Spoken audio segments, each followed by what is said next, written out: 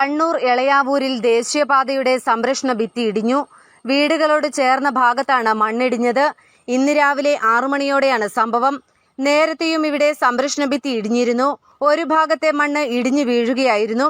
നിലവിൽ മണ്ണ് നീക്കം ചെയ്യുന്ന പ്രവൃത്തി നടന്നുവരികയാണ്. സംഭവത്തിൽ ജനങ്ങൾ വലിയ ആശങ്കയിലാണ്. ഇപ്പോഴും പ്രദേശത്ത് പലയിടങ്ങളിലും ചെറിയ തോതിൽ മണ്ണിളകുന്നുണ്ട് എന്നതും ആശങ്കയാണ്.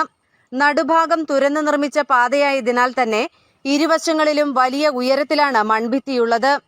ഇതിനു മുന്നിൽ സംരക്ഷണ ഭിത്തി ഉണ്ടായിരുന്നെങ്കിലും അത് അമർന്ന് മണ്ണിടിഞ്ഞിറങ്ങുകയായിരുന്നു.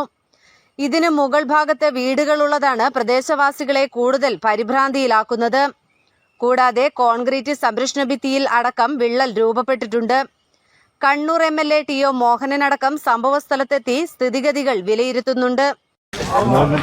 കഴിഞ്ഞ വർഷത്തിന് മുന്നേ വലിയൊരു മണ്ണിടിച്ചൽ സാക്ഷ്യം വഹിച്ചാണ് ഈ എളയാവൂരുകാർ. ഏത് രീതിയിലാണ് ഇനി ഇവർക്ക് അപ്പുറം ഇപ്പുറമൊക്കെ വലിയ പൊക്കത്തിലാണ് ഇപ്പോൾ മതിലുകൾ കാണുന്നത്. ഇനി എങ്ങനെയാണ് വിശ്വസിച്ച് ഈ ഒരു റോഡിലൂടെ നടക്കാനോ അതുപോലെ ഇവിടെ ജീവിക്കാൻ സാധിക്കുക നാട്ടുകാർ? ആ പൊക്കമെന്ന് പറയുന്നത് മണ്ണ് അനാവശ്യമായ രൂപത്തിൽ ആവശ്യമില്ലാതെ ഒരുപാട് മണ്ണ് നീക്കം ചെയ്തുകൊണ്ടാണ്. മറ്റു പല സ്ഥലത്തും ഫില്ല് ചെയ്യാൻ വേണ്ടിയിട്ട് ഇവിടുന്ന് മണ്ണെടുത്തപ്പോഴും അവിടെ വലിയ കുഴി രൂപപ്പെട്ടു. അതിൻ്റെ റോഡ് നിർമ്മാണവുമായി ബന്ധപ്പെട്ട് മറുവശത്ത് പാലം കാണാം. ആ പാലത്തിന് സമാന്തരമായിട്ടാണ് റോഡ് വരേണ്ടത്. അപ്പോൾ ആ സമാന്തരമായിട്ട് വരുമ്പോൾ ഏകദേശം ഇവിടെ 1-2 മീറ്ററോളം ആഴത്തിൽ മണ്ണെടുത്തിട്ടുണ്ട്.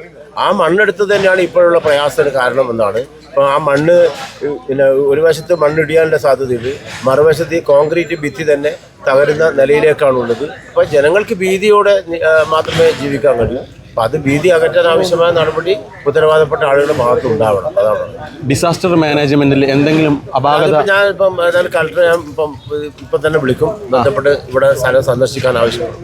അതുപോലെ ഇത് ചെകിടി മണ്ണാണ്, ഇത്ര ഹൈറ്റിൽ പറ്റൂല എന്നൊക്കെ ഏതൊരാൾക്കും നമ്മൾ സാധാരണ നമ്മളൊരു ലേമൻ എന്ന് വേണമെങ്കിൽ പറയാം. ആ കാര്യത്തിൽ നമുക്ക് പോലും ബോധ്യമാകുന്ന ഒരു കാര്യമാണ്. അപ്പോൾ ഇവർക്ക് ഇനിയും ദുരന്തങ്ങൾ ഉണ്ടായതിനു ശേഷം മാത്രമേ കണ്ണ് തുറക്കൂ എന്നാണെങ്കിൽ അതിന് മുമ്പ് തുറപ്പിക്കാൻ ആവശ്യമായ നടപടി ഞങ്ങൾ എടുക്കും. കഴിഞ്ഞ എല്ലാ മണ്ണിടിച്ചിലിനും സാക്ഷ്യം വഹിച്ച ഒരാളാണ് എളയാവൂർ ദേവദാസ്.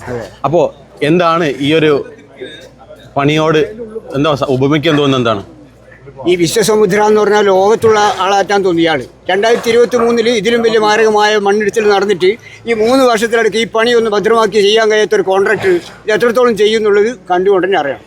ഇതിപ്പോൾ മനഃപൂർവ്വം ചെയ്ത മാതിരിയാണ് ഇത്. ശരിക്കും 2023 ഇടിഞ്ഞ റോഡല്ലേ, അത് ഈ 3 കൊല്ലം കഴിഞ്ഞിട്ട് അവർക്ക് ശരിയാക്കാൻ വേണ്ടി പറ്റുമോ? അപ്പോൾ ഇതിനെപ്പറ്റി ഒരു ABCD അറിയില്ല എന്നല്ലേ നമ്മൾ സാധാരണക്കാരെ നമ്മൾ മനസ്സിലാക്കണ്ടേ? ഇപ്പോൾ MLA പറഞ്ഞ മാതിരി ആരെങ്കിലും മേത്ത് ഇടിഞ്ഞ് വീഴുന്നവരെ ഇവർ കാത്തു നിൽക്കുമോ? ഇപ്പോൾ നിങ്ങൾ കാണാതെ പോയത് ഇതിൻ്റെ അകത്ത് ഇടിഞ്ഞ മണ്ണ് മുഴുവൻ ഇതിൻ്റെ അടിയിലൂട്ട് പോയിട്ട് റോഡിൽ കുന്നായി നിൽക്കുമോ?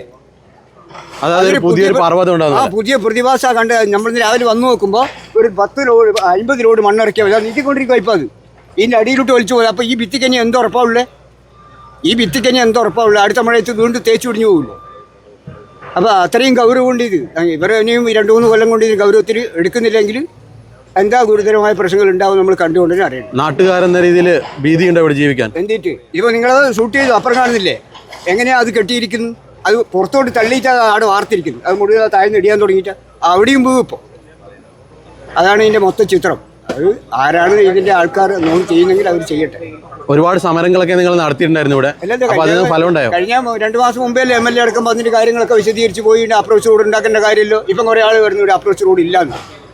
ഹൈവേക്ക് അപ്രോച്ച് റോഡ് ഇല്ലാതെ പദ്ധതി ഉണ്ടാവുമോ? ശരിക്കും ഈ ഒരു റോഡ് ഇതുപോലെ താഴ്ത്തിയിട്ട് ഇവിടെ ഒരു അപ്രോച്ച് റോഡ് പണിയുന്നായിരുന്നില്ല നല്ലത്? പിന്നെന്താ?